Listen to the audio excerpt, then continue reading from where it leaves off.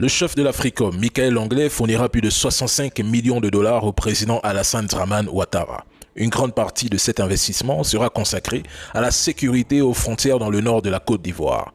Étrangement, c'est également dans cette région que les États-Unis d'Amérique prévoient de construire une importante base militaire à proximité des frontières avec le Mali et le Burkina Faso. Et cela n'est même pas surprenant, car Africom collabore régulièrement avec la Côte d'Ivoire pour la formation militaire. Il ne serait pas aussi étonnant de voir les troupes françaises d'Emmanuel Macron dans cette base, car Paris envisage de mutualiser ses bases en Afrique avec les États-Unis. Cette stratégie rappelle celle des États-Unis en Ukraine, utilisant le pays pour se positionner militairement aux portes de la Russie.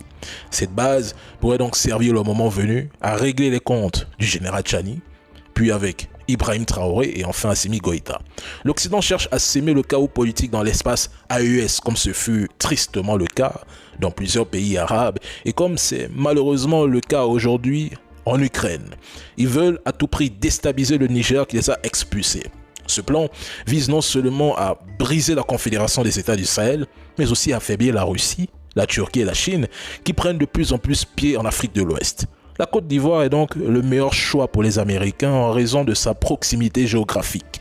Ils cherchent à empêcher l'extension du panafricanisme en orchestrant des coups d'État pro-américains ou en provoquant l'instabilité dans les pays dont les régimes ne soutiennent pas leur vision. Mesdames et messieurs, Brzezinski considérait que l'hégémonie des États-Unis est une bonne chose pour l'humanité entière. Un monde multipolaire n'est pas envisageable. Par contre, un monde contrôlé par la puissance américaine contribuera à la stabilité planétaire. Vous étiez bien sur AR, Afrique Résurrection, le média de l'ONG Urgence Panafricaniste. On se dit à la prochaine.